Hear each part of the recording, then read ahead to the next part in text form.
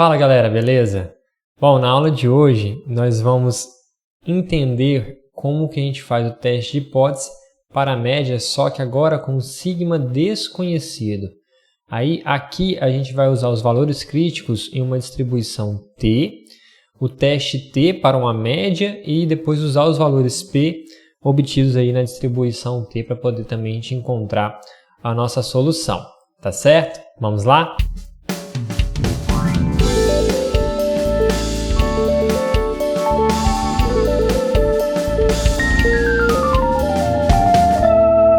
Então, galera, o que a gente deve aprender nessa sessão, né? Basicamente, como encontrar os valores críticos em uma distribuição T e como usar o teste T para testar uma média μ quando o sigma não é conhecido, tá certo? Então, é isso que a gente vai aprender e também falar um pouquinho sobre as proporções. Bom, galera, aqui a gente vai falar dos valores críticos em uma distribuição T.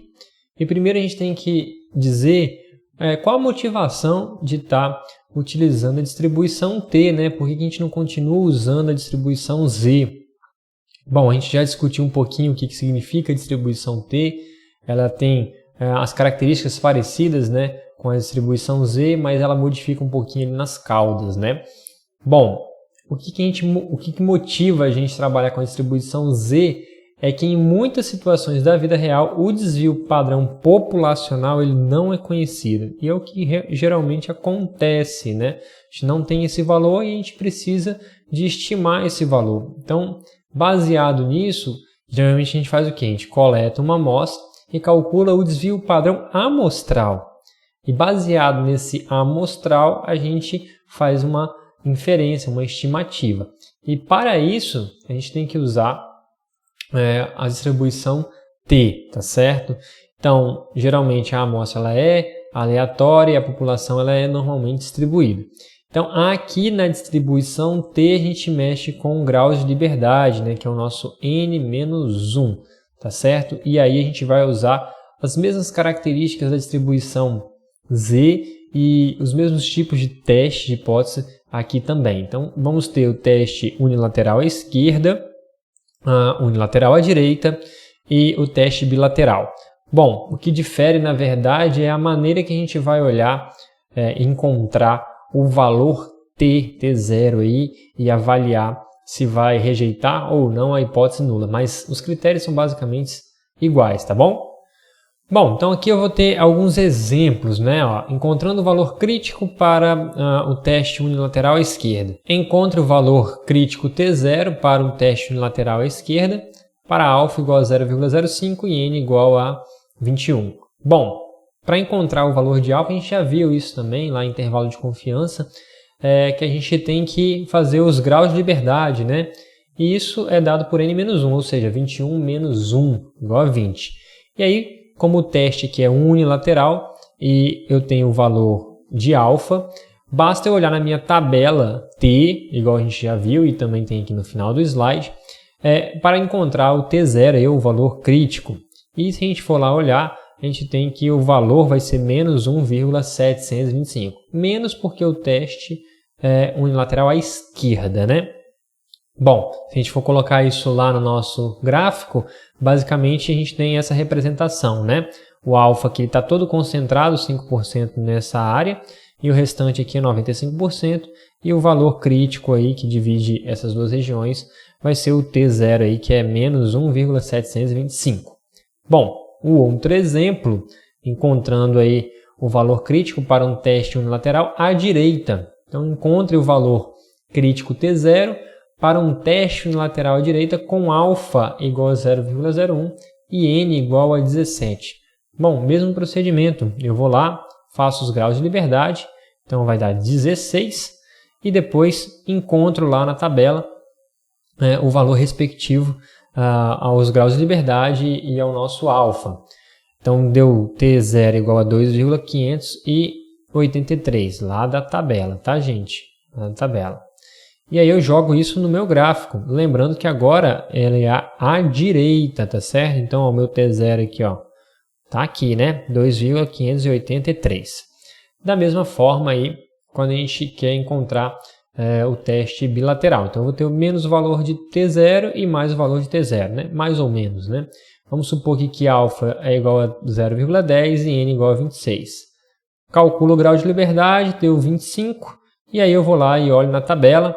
Ele vai basicamente dar um valor só, né? 1,708, e eu sei que quando é bilateral é mais ou menos, né? Por causa da minha figurinha aqui, que eu tenho área à esquerda e área à direita, lembrando que o alfa aqui ele é dividido por 2, porque o teste ele é bilateral.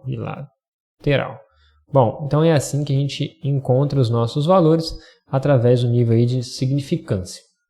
Tá certo?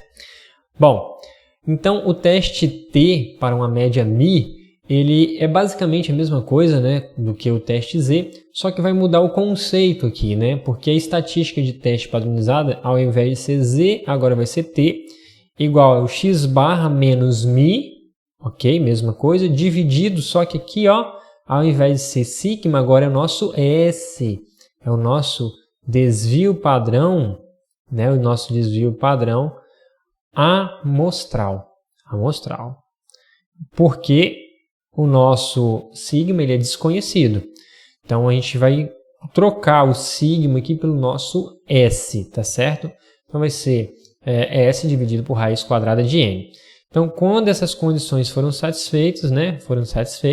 Eu posso usar isso daqui. Então a condição é a amostra tem que ser aleatória e pelo menos um dos requisitos, a população ser normalmente distribuída ou n maior ou igual a 30. Isso tem que ser cumprido, tá? E lembrando que os graus de liberdade são calculados dessa forma, n menos 1. Beleza? Então temos aqui como que a gente calcula, basicamente a mesma coisa que a gente viu anteriormente, só que tem essa pequena diferença que ajuda de forma enorme, vamos dizer assim, porque muitas vezes a gente não tem o sigma conhecido, tá certo? Bom, então vamos ver um exemplo aí para poder a gente aplicar e fixar esse conceito. Então a gente vai agora testar as hipóteses usando uma região de rejeição. Vamos lá, ó. Um vendedor de carros usados diz que o preço médio do sedã de 2 anos, em boas condições, é pelo menos 20.500. Você suspeita que essa afirmação é incorreta e descobre que uma amostra aleatória de 14 veículos similares tem um preço médio de 19.850 e um desvio padrão, né, um desvio padrão amostral de 1.084. A evidência suficiente para rejeitar a afirmação do vendedor para o nível de significância de alfa igual a 0,05 supõe que a população é normalmente distribuída. Bom, então aqui a gente já tem os pressupostos, né? Ele falou que sigma ele é desconhecido, ok? Mas ele falou que a amostra ela é aleatória e a população ela é normalmente distribuída. Então eu posso usar o nosso teste T, né? Teste T, porque o sigma ele é desconhecido. Quais são as hipóteses? Bom, as hipóteses são o seguinte, ele disse aqui na afirmação que o preço médio é de pelo menos 20.500, né? Ou seja, ele é 20.500 ou maior do que isso. Então tá aqui, ó, a nossa hipótese nula, Mi igual a maior ou igual a 20.500 e a hipótese alternativa é que seja menor. Então a gente está usando aqui um teste unilateral, tá certo? Bom, grau de liberdade aqui vai ser 14 menos 1, vai dar igual a 13. Então, olhando lá na nossa tabela T, eu vou ter esse valor aqui, ó, menos 1,771. Depois vocês conferem lá na nossa tabela T. Então, conferem lá, para poder sempre lembrar como que a gente olha esse resultado. Bom, calculei aqui o meu valor de T, o meu valor estatístico, baseado na nossa equação, encontrei aqui menos 2,244. E aí, eu devo rejeitar a hipótese nula ou não? Bom, se a gente for comparar aqui, né, eu tenho que o meu T0, que é o valor aí que separa as duas regiões, é menos 1,771. E o que eu calculei deu aqui, ó, nesta área. Então, aqui eu não rejeito H0 e aqui eu rejeito H0. Então aqui eu vou rejeitar H0. Então eu posso interpretar da seguinte forma, que há evidência suficiente a um nível de significância de 5% para rejeitar a afirmação de que o preço médio de um sedã de 2 anos é pelo menos 20.500, tá certo? Então, é assim que a gente utiliza o teste T para testar. Não mudou muita coisa, né? Mas tem uns conceitos diferentes por trás, tá, gente? Bom, um outro exercício aqui para poder a gente fixar o nosso conceito. Ele fala aqui, ó, uma indústria afirma que o nível médio de pH da água em um rio próximo é de 6,8. Você seleciona aleatoriamente 39 amostras de água e mede o pH de cada uma. A média amostral e o desvio padrão são de 6,7 e 0,35 respectivamente. A evidência suficiente para rejeitar a afirmação da indústria, considerando o nível de significância de 0,05, será que é a evidência? Vamos ver, né? Primeira coisa, a gente tem que pegar os pressupostos. Sigma, ele é desconhecido. N é igual a 39, que é maior ou igual a 30. Então, eu posso usar o teste T. Bom, quais são as nossas afirmações, né? As nossas hipóteses desse problema? Bom, se vocês perceberem, ele falou aqui, ó, afirma que é 6,5. Então, vai ser um teste bilateral. Então, tá aqui, ó, 6,8, desculpa. 6,8 é a afirmação. E a hipótese alternativa que seja diferente de 6,8. Beleza. Feito isso, vamos calcular o nosso T, né? Antes de calcular o nosso T, a gente olha os graus de liberdade, que vai ser 39 menos 1, ou seja, 38, e olha o valor de T, 0, né? Lá na tabela. Olhei, deu 2,024. Então, é um valor mais ou menos 2,024, porque é um teste bilateral, né? Então, tem os dois lados da cauda. Bom, calculamos o nosso T, né? O nosso valor estatístico, e chegamos aqui a menos 1,784. Como que eu fiz isso? Eu usei os dados que ele me deu, né? O x barra 6,7 menos o valor que ele está testando, né, da hipótese, 6,8, dividido por 0,35, que é o desvio padrão amostral, dividido por raiz quadrada de 39. Aí deu aí menos 1,784. Olhando na nossa figurinha, né, eu tenho aqui, ó, o meu valor que eu encontrei, que dá dando menos 1,784, e baseado no teste bilateral, eu posso olhar lá que meu 5% vai ser dividido por 2, né? Então vai ficar 2,5 em cada cauda. E eu olho lá o valor de T respectivo a esse resultado, está dando menos 2,024.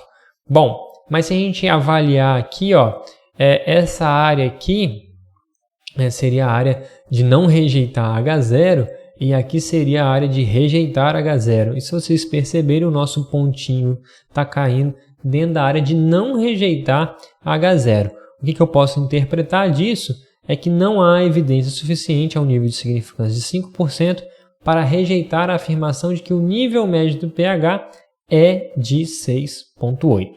Tá vendo, galera? É sempre a mesma coisa, sempre se repete e as interpretações também baseado aí nos valores que a gente encontrou. Bom, agora eu vou fazer um outro exemplo com vocês, um pouquinho diferente, para vocês entenderem ainda melhor esse conceito. Fala assim, ó, um projeto de investimento está sendo avaliado pelo método Payback. Uma situação envolvendo cenários futuros forneceu os seguintes tempos de retorno do investimento. Então tá lá, 2,8, 4,3, 3,7, né? 6,8. Então se eu for contar aqui, eu tenho 1, 2, 3, 4, 5, 6, 7, 8, 9, 10. 10 valores, né? N igual a 10. Então, teste ao nível de significância de 5% a hipótese de que o tempo médio de retorno seja superior a 4 anos. Suponha que a população é normalmente distribuída. Bom, então agora a gente vai retirar os dados do problema. Então, eu tenho aqui que o meu valor que eu quero testar é 4 anos, né, que deve ser superior a esse valor, né, de retorno do payback. Então, isso aqui seria a hipótese alternativa, ou alguns livros também chamam de H1, tá? Então, se é superior, o μ vai ser maior do que 4. E a hipótese nula vai ser menor ou igual a 4. Beleza, temos aqui. Temos N igual a 10. Falta calcular a média desses valores, o desvio padrão amostral. Aqui eu já consigo calcular os graus de liberdade, que vai dar igual a 9. E baseado com esses graus de liberdade, já sei que o teste também ele é unilateral, então eu vou olhar aqui na minha tabela, por exemplo, ó, ele é unilateral e é 5%, né? Tá aqui então. E aí eu vou olhar lá, ó, o 9. O 9 vai bater exatamente aqui no 1,8331. Então tá aqui esse valor que vai ser basicamente bem aqui, né? Que a gente coloca esse resultado. Então, galera, eu agora tenho que calcular a nossa média e o desvio e depois testar lá no nosso t-teste. Bom, vamos calcular então a nossa média. Deixa eu só colocar aqui para vocês. Eu pego aqueles resultados, calculo a média, deu 4,26 e calculo o desvio padrão. Vocês podem fazer isso na mão, pode usar o Excel e fiquem à vontade para poder encontrar esses valores que a gente já trabalhou. Então, 4,26 e o desvio padrão amostral 1,02.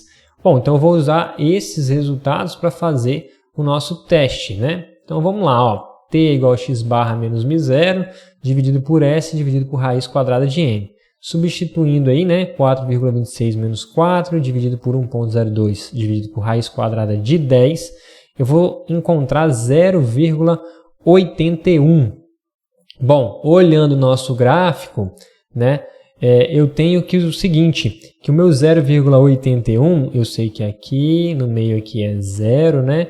Aqui esse ponto é 1,83, então meu 0,81 está basicamente por aqui, né? Está basicamente por aqui, está caindo mais ou menos aí, né? Em algum espacinho desse daqui, né? Então, eu sei que ele está caindo dentro da região de H0, né? Então, eu não posso rejeitar H0. Eu vou rejeitar a hipótese o quê? A hipótese alternativa. Então, eu posso interpretar da seguinte forma. Não podemos afirmar com 95% de confiança que o tempo médio de retorno é superior a 4 anos. Podemos dizer assim também. Beleza? Então, ficamos por aqui e até a próxima aula.